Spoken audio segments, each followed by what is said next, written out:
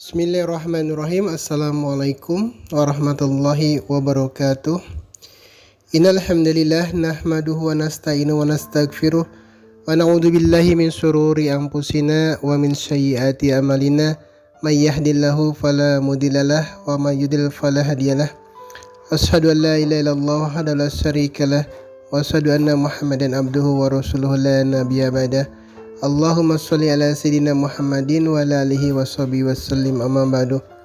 Sahabat sejati yang Allah muliakan, pada kesempatan kali ini saya ingin sedikit berbagi dengan perihal latihan. Seorang atlet yang ingin menjadi juara tentu harus melalui sebuah proses yang namanya pelatihan. Mereka yang akan bertanding atau berlomba di tingkat internasional biasanya dipusatkan pelatihannya di pelatnas. Di pelatnas inilah kemudian si atlet digembleng, dididik, ditatar sedemikian rupa dengan berbagai program yang sudah disusun sedemikian rapih oleh para pelatihnya. Makanannya pun diatur, waktu latihannya pun diatur, tidurnya diatur, kegiatannya serba dibatasi dan diatur, konsentrasinya juga dijaga, kemudian lingkungannya pun dikondisikan sedemikian rupa sehingga kemudian si atlet benar-benar fokus pada tujuannya untuk menjadi seorang juara. Tidak ada seorang juara yang latihannya asal-asalan. Tidak ada seorang juara yang latihannya tidak sesuai dengan program. Tidak ada seorang juara yang kemudian latihannya semaunya sendiri. Mereka yang menjadi juara adalah mereka yang mempunyai komitmen untuk berlatih dengan serius, dengan sungguh-sungguh, dengan mengikuti semua arahan dan program yang sudah ditetapkan oleh pelatihnya. Namun demikian, sebaik apapun latihan yang sudah ditempuh seorang atlet, pembuktian dari proses latihan itu adalah pada pertandingan atau perlombaan yang sesungguhnya.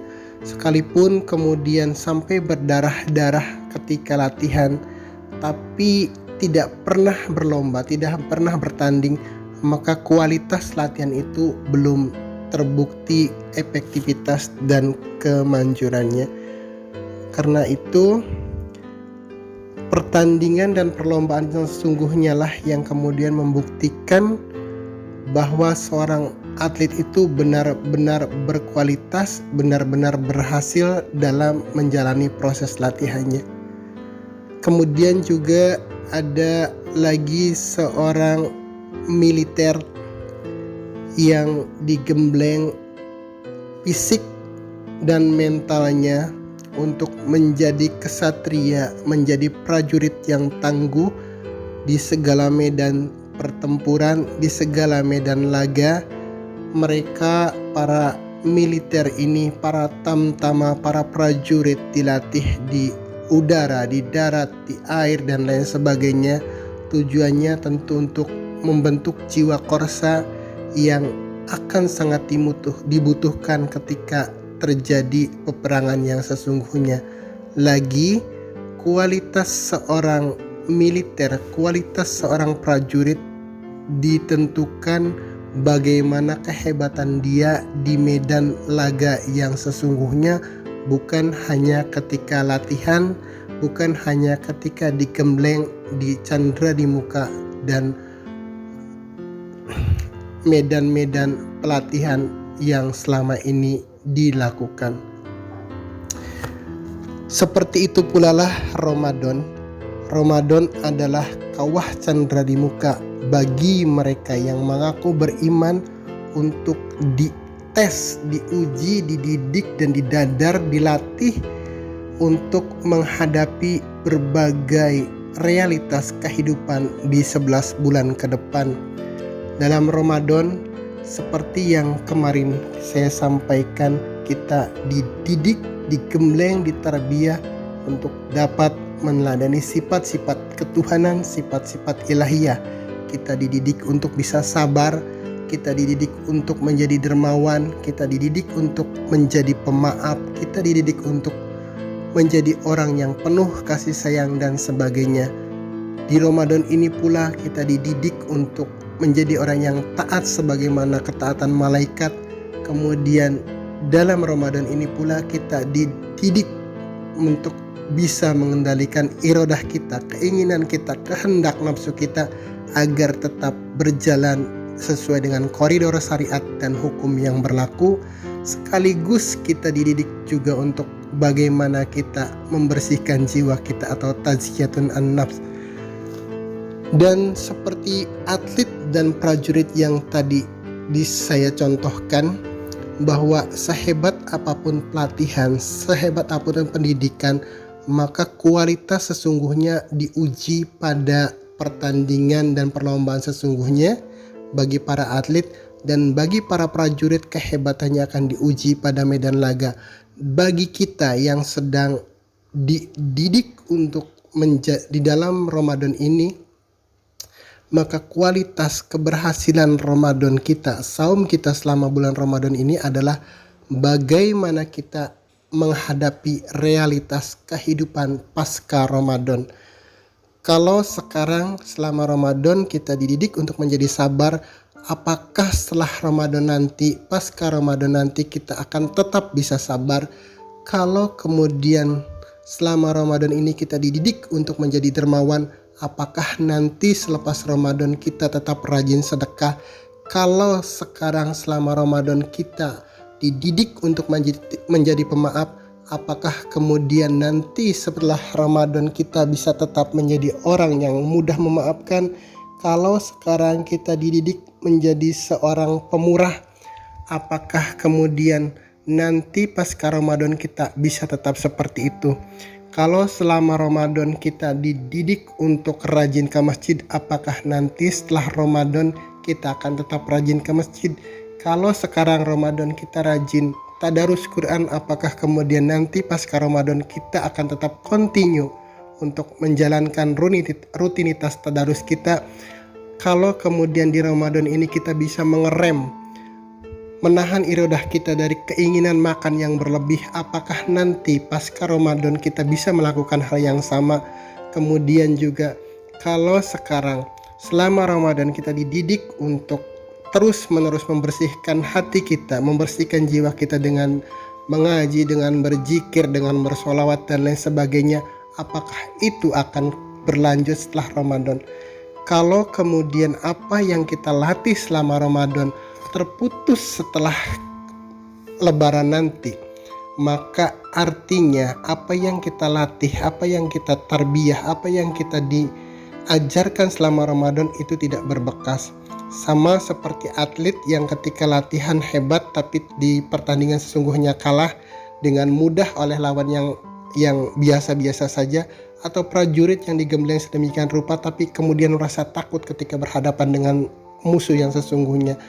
Pun kita yang selama Ramadan digembleng sedemikian rupa dengan berbagai aturan, dengan berbagai kegiatan dan berbagai metode yang sedemikian rupa, tapi kemudian ketika 1 Syawal kita tidak berubah menjadi lebih baik, artinya Ramadan kita, latihan kita selama Ramadan itu tidak membuahkan hasil. Jadi sebenarnya bukan Ramadan inilah kita diuji, karena kalau kita mampu menahan diri dari makan di siang hari itu karena semua orang hampir melakukannya. Kalau kemudian kita bisa menahan marah selama Ramadan itu karena memang kita nggak punya lawan untuk saling bertengkar. Kalau kemudian kita rajin ke masjid karena memang saat-saat Ramadan ini hampir semua orang ke masjid. Tapi nanti setelah Ramadan, pasca Ramadan, apakah kemudian dengan perut kita yang kenyang kita masih tetap bisa menahan marah? Nanti selepas Ramadan, setelah orang-orang sebagian besar tidak ke masjid, apakah kita akan tetap ke masjid? Apakah nanti setelah Ramadan, setelah orang-orang tidak lagi banyak tadarus Al-Quran, banyak yang meninggalkan aktivitas zikir dan lain sebagainya, kita tetap bisa berzikir? Itulah sebenarnya kualitas kita di situ diuji.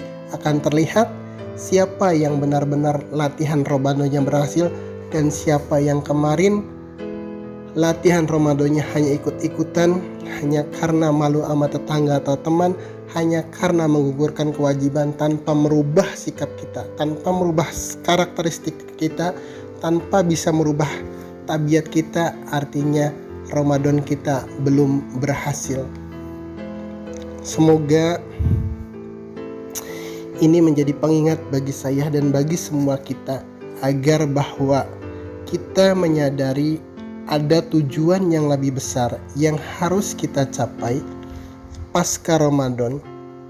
Kali lagi bahwa ujian sesungguhnya adalah 11 bulan setelah Ramadan ini, bukan hanya 1 bulan Ramadan ini kita diuji. Bagaimana 11 bulan ke depan kita bisa tetap sabar dalam menghadapi berbagai problematika hidup yang kita temukan, bagaimana kemudian kita 11 bulan ke depan bisa selalu menjadi seorang pemaaf, kemudian bagaimana 11 bulan ke depan kita akan tetap menjadi orang dermawan, bagaimana kemudian 11 bulan ke depan kita akan menjadi orang yang tetap rajin ke masjid, rajin tadarus, rajin zikir dan lain sebagainya. Maka atlet yang latihannya baik insya Allah akan menjadi juara di event manapun. Pun prajurit yang berlatihnya dengan benar, insya Allah dia akan menjadi kesatria tangguh di dalam menghadapi berbagai medan pertempuran. Pun kita yang jika benar Ramadan kita lakukan, kita laksanakan, kita jalani dengan komitmen dan kesungguhan, insya Allah kita akan menjadi orang yang tangguh dalam menghadapi realitas kehidupan. Karena sebulan ini, dari kemarin hari Selasa sampai dengan nanti insya Allah sampai akhir Ramadan, kita digembleng secara total, secara penuh untuk menjadi orang-orang yang tangguh dalam menghadapi realitas kehidupan, sekaligus tangguh dalam menjalankan perintah Allah. Karena kita sudah dibekali dengan ilmu, dengan pemahaman, dengan kesadaran bahwa Ramadan adalah program, metode, dan candra di muka kita sebagai orang yang mengaku beriman untuk kemudian mengaplikasikannya dalam kehidupan 11 bulan ke depan. Itu saja yang dapat saya sampaikan. Akhirul kalam, billahi taufiq wal hidayah. Wassalamualaikum warahmatullahi wabarakatuh.